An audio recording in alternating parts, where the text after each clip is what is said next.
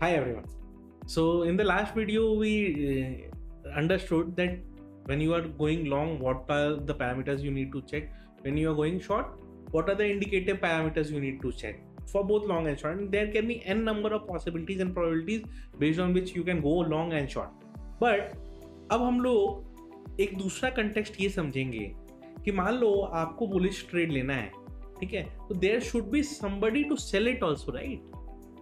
मतलब आप मार्केट में लॉन्ग जाना चाहते हो या आप फ्यूचर्स बाई करना चाहते हो, तो कोई पहले फ्यूचर्स सेल तो करेगा, तभी तो आप बाई कर सकते हो. That is where the role of open interest comes in. What do you mean by open interest? The word interest in terms of trading means कि जैसे आपको ट्रेडिंग में इंटरेस्ट है तभी आप ये वीडियो देख रहे हो, राइट? तो open interest means the number of contracts that are open in the market by buyers and sellers. So for every open interest we need one buyer and one seller. Okay, so in terms of simplicity अगर मैं ये समझाऊं, एक buyer और एक seller एक contract में enter करेंगे क्योंकि एक जन को बाई में इंटरेस्ट था, एक जन को सेल में इंटरेस्ट था. So combination of two becomes open interest. So how do we read open interest? पहले मैं ये दिखाता हूँ, डेटा दिखेगा कहाँ पे आपको. तो मान लीजिए स्क्रीन पे हम लोग चलते हैं. ये तो हम लोग चार्ट जो देख रहे थे लास्ट चैप्टर में वो था. सेम चीज को अगर हम यहाँ पे देखें तो मान लो निफ्टी जुलाई फ्यूचर्स है. अगर हमने यहाँ पे क्लिक किया कोड पे, तो कोड पे आपको क्या दिख रहा है? अगेन वही सेम चार्ट, माराबुजू रेजिस्टेंस ये सब यहाँ ओपन हो गया, जैसे हमने वहाँ मार्किंग किया था, ओपन हो गया. अब आप नीचे देखो, ये आपको यहाँ पे बिड दिख रहा है, आस्क दिख रहा है, right? somebody is ready to purchase at this price, somebody is ready to sell at this price, right? all this thing you can see, ये आपको दिख रहा है ना. यहाँ नीचे जाओ. अब जब नीचे जाओगे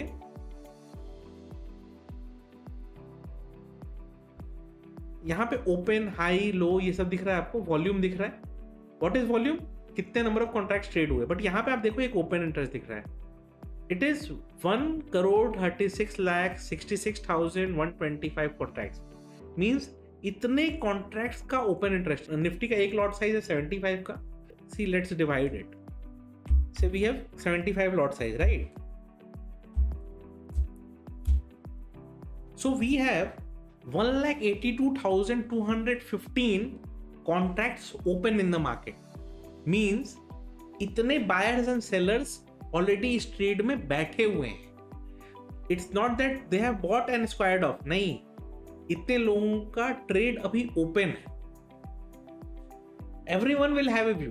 those who have shorted the market will have view कि मार्केट नीचे जाएगा. Those who have gone long in the market they have a view that यहां से मार्केट ऊपर जाएगा, राइट? एंड हर प्राइस पे, say for example I have entered at a price which was 100 points below the current price. Okay, अगर वो 100 point below था, तो अब जब वो ओपन होगा एंड वो अभी मेरे को 100 पॉइंट्स प्रॉफिट दिखा रहा है एंड से माय टारगेट वाज 120 पॉइंट्स. अब यहाँ से मार्केट 20 पॉइंट्स ऊपर जाएगा तो I will be selling it. तो मैं वहां पे सेल करूंगा. मेरा एक बाई कॉन्ट्रैक्ट है, मैं सेल करूंगा. Now when market goes up by 20 points, few people will be there who are interested in buying it also, because उसको लग रहा है कि मार्केट ब्रेकआउट हो जाएगा, तो वो वहां पे बाई करेगा. तो इसी तरह से ऑर्डर मैचिंग होती है, ठीक है? तो अभी जो हमने यहाँ पे दिखा ना, इतना बिड है, इतना आस्क है. सी वी हैव एक 10 orders of quantity 1,50 at 25,545. means there are 10 orders, means 10 orders are interested in buying 1,050 quantity at 25,545, right? Similarly, we have 31 orders with 3,675 quantities to sell at 25,555. means these people are interested at selling at this level, ठीक है? तो ये open interest basically क्या होता है कि जितने contracts open है, now everyone has a target and a stop loss, right? तो अगर हो सकता है मार्केट बहुत गिर जाए एंड मैं बुलिश पोजीशन में हूं, तो मेरे को स्टॉप लॉस लेना पड़ेगा. Similarly if market goes up and मैं बुलिश पोजीशन में हूं, तो I will take a target also. तो इसी कारण से क्या होता है, हमेशा बिड एंड आस्क में आपको क्वांटिटीज दिखाई देंगी and many people will be interested in buying and selling at every price. Okay, so इसके कारण क्या है, हर प्राइस पे आपको ऑर्डर्स मिलते रहते हैं. Now how do we define कि ये ओपन इंटरेस्ट से हमको कंक्लूजन क्या मिले? how are traders using it? मतलब I will just try to explain you how traders use open interest to decide whether market can go up or not. ठीक है? So when we are talking futures, we are talking only about futures. When we will be discussing options, interpretation of open interest will change. But आप futures की बात अभी समझिए, ठीक है? Now futures में open interest कैसे काम करता है? Say for example, अगर प्राइस ऊपर जा रहा है and open interest is falling, price is going up and open interest is falling, means that people are buying more and more of that stock and people are not interested in shorting the stock. So open interest is not rising. Means the trend which is on the bullish side can continue. But if price is going up but open interest is not declining, means आपको ये जो इतना contract open interest दिख रहा है इसमें कोई significant change नहीं हो रहा है. सी 1% 2% चेंज का बहुत ज़्यादा सिग्निफिकेंस नहीं होता है, बट यही 10% चेंज अगर हो जाए it is of significance.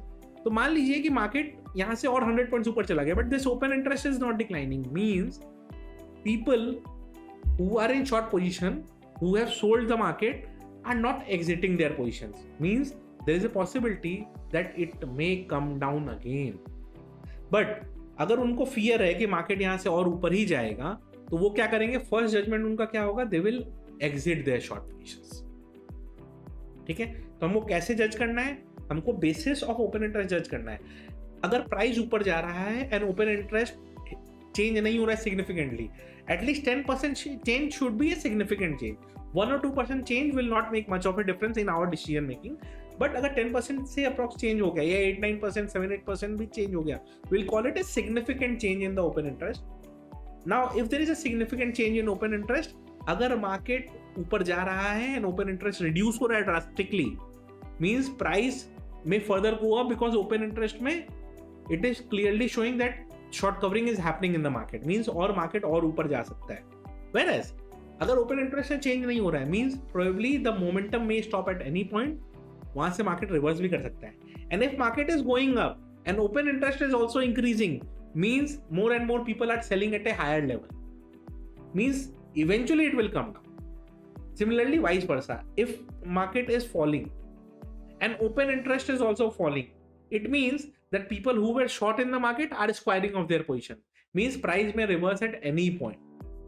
Whereas अगर ऐसा हो रहा है कि मार्केट गिर रहा है, open interest is not changing, means the trend may continue for some time. But if market is falling, open interest is also increasing, means more and more people are shorting the market, means the trend may continue for a further few points and the trend may continue going in that direction. So open interest का actually interpretation इसी तरह से होता है. तो change in open interest is very significant for futures trader and इसका significance आपको ये रहता है कि आपको ये समझ में आ जाएगा क्योंकि ये possible direction हो सकता है मार्केट का.